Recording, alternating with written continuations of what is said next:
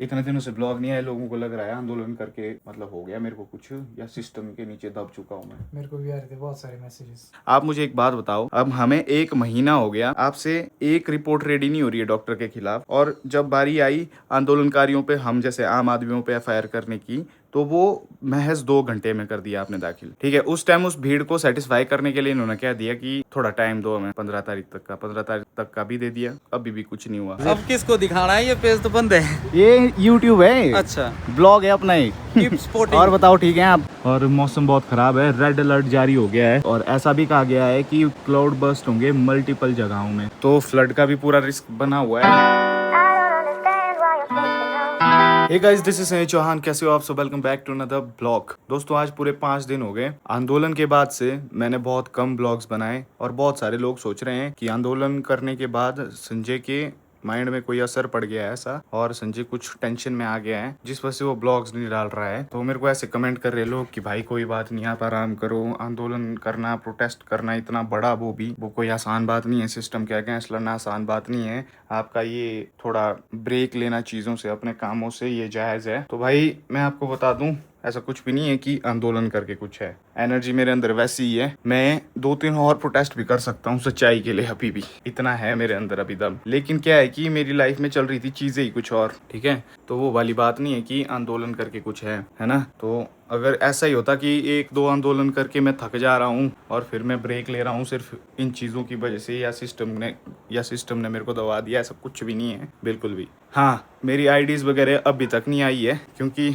इन्होंने बस तारीख पे तारीख दी, और उस टाइम शायद इनका मोटिव ये था कि ये जो भीड़ यहाँ आज इकट्ठा हुई है आंदोलन में, ये भीड़ किसी तरह यहाँ से हट जाए, तो इन्होंने आश्वासन के लिए कह दी चीज़ें। तो अभी 20 तारीख है, कल 20 तारीख को रिपोर्ट आनी है मंजू शर्मा की, जो डॉक्टर है जिनके ऊपर आरोप लगा है मेडिकल नेग्लिजेंस और मिसबिहेवियर का, उसके ऊपर क्या रिपोर्ट आएगी अब वो कल पता लगेगा हमें 20 तारीख को। तो कल मैं कुल्लू जाऊंगा उसके लिए, और हमारी जो आईडीज है वो तो आएगी नहीं कल तक, वो बोल रहे हैं कि बहुत लंबा प्रोसेस है, ऐसा है वैसा है, तो थोड़ा टाइम लगेगा, ऐसा कह रहे हैं। फिलहाल दोस्तों मैं घर पे हूँ और मौसम बहुत खराब है, रेड अलर्ट जारी हो गया है, मैं बता दूं आप लोगों को, और ऐसा भी कहा गया है कि क्लाउड बर्स्ट होंगे मल्टीपल जगहों में, तो फ्लड का भी पूरा रिस्क बना हुआ है आने वाले 2-3 दिनों तक। ऐसी चीजें कही है कि क्लाउड बर्स्ट वगैरह हो सकता है। अभी आज का ये ब्लॉग मैं फटाफट अपलोड करने वाला हूँ, क्योंकि इसमें मैं अपडेट्स देने वाला हूँ आपको चीज़ों का। अभी देखो भाई जी क्या लाएगा घर पे मेरे साथ। Hello guys. इतने दिनों से ब्लॉग नहीं आए, लोगों को लग रहा है आंदोलन करके मतलब हो गया मेरे को कुछ, या सिस्टम के नीचे दब चुका हूँ मैं। मेरे को भी आ रहे थे बहुत सारे मैसेजेस। क्या हो रहे थे? अब समझाना मुश्किल हो गया, मैं रिप्लाई नहीं कर रहा हूँ। गाइज ऐसा कुछ भी नहीं था, वो थोड़ी चीज़ें कुछ और थी। और भाई जी कल शिमला चलना है। कल क्यों?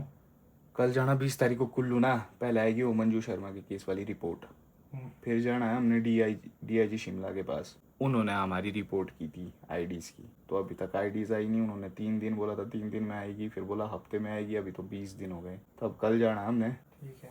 ये देखो गाइस बाहर हमारे मिस्त्री साहब, ये भी काम करने में लगे हुए हैं, मेहनती बंदा है यार ये। तो आज का ब्लॉग मैं काफ़ी शॉर्ट रखने वाला हूँ, क्योंकि इतने दिनों से एक तो ब्लॉग नहीं आया, और मेरे को इसको अब भी एडिट करना है, और अब भी एडिट करके अपलोड करना है, इसलिए मैं शॉर्ट रख रहा हूँ। क्योंकि अब अगर मैं इसको लंबा बनाऊंगा तो आज भी ब्लॉग नहीं आ पाएगा, सो यही रीज़न है। बाकी घर पे दोस्तों मैं हूँ, भाई जी है और पापा जी हैं, हम 3 ही घर पे हैं फिलहाल। आपको मैंने बताया था ना कि फ्लड का रिस्क बना हुआ है, इस वजह से भाभी जी, मम्मी जी और जो बेबी है वो कुल्लू में रह रहे हैं, क्योंकि अगर रोड्स बंद हो गए अचानक और बेबी की कभी तबीयत खराब हो तो हॉस्पिटल कैसे ले जाएंगे उनको हम? रेनी सीजन में बहुत दिक्कत होती है ना, तो अगर हम पहले ही कुल्लू सिटी में रख रहे हैं बेबी को, भाभी को, तो वहाँ पे बिज्जू के बारे में तो बताया नहीं तूने?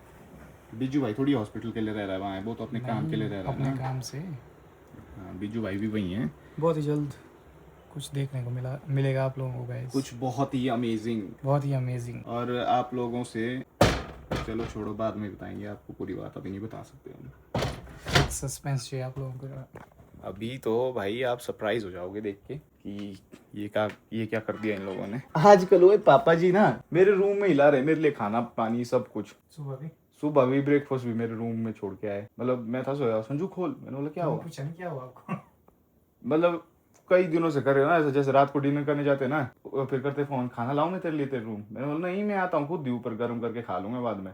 अरे मैं जब खा रहा हूँ तो तेरे लिए ले आता हूँ, बोला आती बार। फिर वो डिनर भी ला रहे, कई टाइम से कर रहे हो ऐसा, तो पता नहीं भाई क्यों कर रहे हैं, लेकिन मतलब हिलने की भी जरूरत नहीं पड़ रही मेरे को, पापा जी ला के दे रहे, सुबह भी ब्रेकफास्ट ला के भी दिया पापा जी ने, दूध और ब्रेड। दोस्तों मेरे को अभी कॉल आया था बंटी भाई का, बोला हमें डीसी ऑफिस जाना पड़ेगा। तो ऐसे मौसम में जाना मतलब एक तरह से मेरे लिए रिस्क भी है, क्योंकि मैं जाते जाते मेरी गाड़ी पे पत्थर भी गिर सकता है, या वापसी में रोड ब्लॉक भी हो सकता है, मेरे मैं फंस जाऊंगा। लेकिन ये बहुत ज़रूरी है, मैं अभी बहुत गुस्से में हूँ।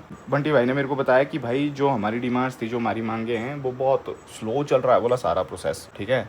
तो उसके लिए हमें आज डीसी ऑफिस जाना पड़ेगा फिर से, मतलब बहुत चक्कर लग रहे हैं। तो चलो रेडी होते पहले, फिर मैं आपको बताता हूँ पूरा इशू क्या हो रहा है हमारे साथ। गाइस ये देखो कौन आया है। हेलो। क्या हाल है तेरे छोटू? बढ़िया। हो गया तू रेडी? नहीं कुल्लू जाने के लिए? कहाँ जा रहा हूँ कुल्लू? यहीं तो है तेरे बारे में। नहीं जा रहा है कुल्लू तू? नहीं। चल ठीक है, पक्का नहीं जा रहा ना? जा रहा होगा ना। गाइज यार मैं भी रेडी हो गया हूँ। एक्चुअली क्या चीज़ है देखो, मतलब कि जो हम आम जनता है ना, हम इन लोगों के लिए कीड़े मकोड़े जैसे सरकार के लिए 15 तारीख को बताया गया था, पिछले आंदोलन आपने देखा होगा, उसमें हमारी 3 मुख्य जो डिमांडें थी कि मंजू शर्मा के जस्टिस के लिए जो वो डॉक्टर है और 2 नर्सेज है जो कि इसके लिए जिम्मेदार हैं, उनके ऊपर कार्रवाई हो, या जो स्टेट लेवल की कमेटी बिठाई है जो कि रिपोर्ट तैयार करेगी कि पूरा मामला हुआ क्या है, या वो दोषी है या नहीं। पहला तो ये। दूसरा, हमारे ऊपर जो हम आंदोलनकारी हैं जिन्होंने पीसफुल तरीके से सारा प्रोटेस्ट किया, उन्होंने एक्सेप्ट भी किया था कि इन्होंने कोई तोड़ फोड़ नहीं की थी, हमारे ऊपर एफआईआर कर दी थी ये बोल के कि हमने तोड़ फोड़ की, जो कि उन्होंने एक्सेप्ट किया कि ऐसा कुछ भी नहीं था। फिर वो एफआईआर वापस लेनी थी। तीसरा, हमारे सोशल मीडिया अकाउंट्स जो कि बैन कर दिए थे सरकार ने, क्योंकि हम सच बोल रहे थे, वो वापस आने थे। इन तीनों में से एक भी चीज़ पूरी नहीं हुई। 15 तारीख है आज, और मतलब इतनी ठगी जनता के साथ, इतना ज़्यादा झूठ, और पीड़ित परिवार पहले से पीड़ा में है, उसको और पीड़ित किया जा रहा है दफ्तर के चक्कर लगा लगा के, तुम वहाँ जाओ इधर जाओ। मतलब जो आदमी अभी भी समझेगा नहीं ना कि कितना खराब हमारा सिस्टम है।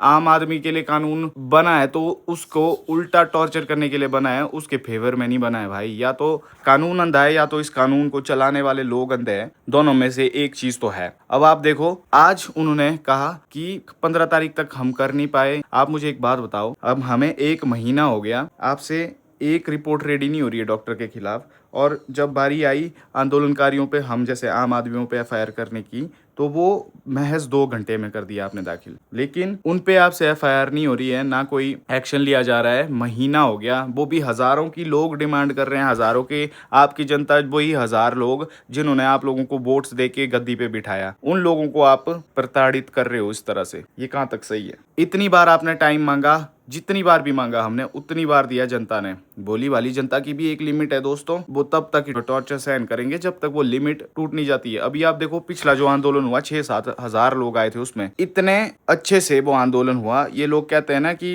ये डॉक्टर, जो कुछ एक डॉक्टर है यहाँ के, उन्होंने एक नैरेटिव फैलाया था कि ये सारे लोग अनपढ़ है। इतने पढ़े लिखे लोग हमारे आंदोलन में थे कि किसी ने भी कोई हुड़दंगबाजी नहीं की, कोई वहाँ पे गुंडे नहीं आए थे, ना कोई वहाँ पे पॉलिटिकल रैली चली थी कि लोगों को पैसे दे के रैली में ले जाओ, है ना, जैसे नेता की रैली निकलती है, वैसा कुछ नहीं था वहाँ। लोग अपना पैसा खर्च के अपनी गाड़ियों में तेल भर के दूर दूर 600-700 किलोमीटर दूर से भी आए थे इस आंदोलन में।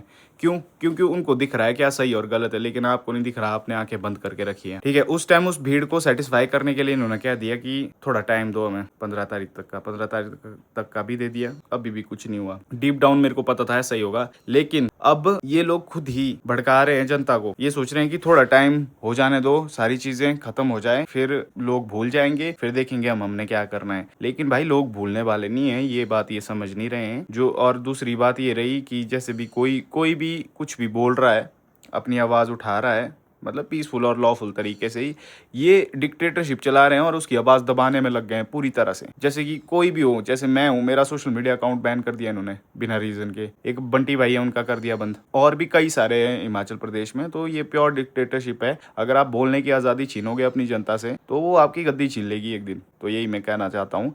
अभी मैं कुल्लू जा रहा हूँ इसी रीज़न की वजह से। मैं तब तक कुल्लू में ही रहूँगा जब तक ये सारी डिमांड्स पूरी नहीं होती है, क्योंकि देखो लड़ाई एंड तक जाएगी। तुम लोग कितना भी झूठ बोलो, कितने भी झूठे आश्वासन, अब ऐसा होगा अगर इसके बाद जनता इकट्ठा होकर वहां जाती है तो जनता नहीं आने वाली तुम्हारी बातों में। अब इतने मौके दे दिए, अभी देखो 2 दिन और मांगे, वो भी ले जाओ, देखते हैं 2 दिन में क्या होता है। लेकिन अगर कुछ नहीं हुआ तो भाई फिर मैं कुछ नहीं कर सकता इसमें। हमने बहुत कंट्रोल किया पिछली बार, जनता को हमने वहाँ हुड़दंगबाजी होने नहीं दी, और वो हुई भी नहीं, है ना। इस चीज़ के लिए मैं प्रेज करता हूँ पूरी जनता को, जो भी वहाँ आए थे, किसी ने कोई हुड़दंगबाजी नहीं की। भीड़ को कंट्रोल करना कितना मुश्किल होता है वो सबको पता है, ठीक है। लेकिन इस बार जो भी होगा वो आप खुद ही अपने लिए कर रहे हो, हम तो नहीं करने वाले भाई कुछ, ना हम नेतृत्व करने वाले हैं। तो ध्यान रहे इस चीज़ का कि जनता के साथ खिलवाड़ मत करो। जो डिमांड्स आप अग्री हुए थे जिन पे, वो पूरी करो और इस चीज को बढ़ावा मत दो, यही मैं कहना चाहूंगा। चल फिर ओए छोटू, चल ना। ओए इधर आ, इसका क्या करना है, इसको बांध इसको, ये नीचे पीछे से आया, मैं मोड़ता हूँ गाड़ी। मिले बड़े भाई बंटी भाई से, कैसे हैं आप? बस भाई बढ़िया, आप बताओ ठीक ठीक ठाक? हो? क्या चल रहा है? बस आपने बुलाया, हम हाजिर। अब किसको दिखाना है, ये पेज तो बंद है। ये YouTube है, अच्छा, ब्लॉग है अपना ही। Keep supporting. और बताओ ठीक है आप? भाई को बढ़िया सपोर्ट करते रहो, मजेदार। भाई की शक्ति है आप लोग, ताकत है। बिल्कुल भाई। हमने जाना अब DC ऑफिस, वहाँ पे हमने सारे इश्यूज एड्रेस करने हैं। उसी काम के लिए बंटी भाई भी आए थे, तो मेरे को भी आना पड़ा उसी काम के लिए। देखो प्रोसीजर तो लंबा है इसका ना, टाइम तो लगेगा, लेकिन अब प्रोसीजर जो है उसको फॉलो करके ही होगा जो भी होगा। ओके गाइज, फाइनली तो अपडेट्स ये हैं कि हमने आज एप्लीकेशन दी DC साहब को, और उस एप्लीकेशन में हमने DC साहब को कहा कि सर टाइम बहुत ज़्यादा हो गया है एंड हमारा भी अब सब्र का बांध टूट रहा है सबका, आप कृपा करके प्रोसेस को थोड़ा स्पीड अप करें।